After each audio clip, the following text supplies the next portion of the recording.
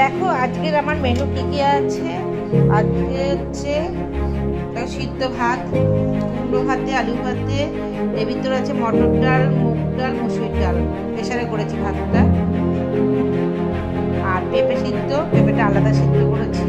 দেখো আজকে দুপুরে মেনুতে কি কি আছে তোমাদেরকে দেখাচ্ছি। আর এরকম মেনু কারটা পছন্দ সেটাও বলবে আমাকে কমেন্ট করে। প্রথমে দেখো প্রেসারে ভাত করেছি, এর ভিতরে মটর ডাল আছে, মুগ ডাল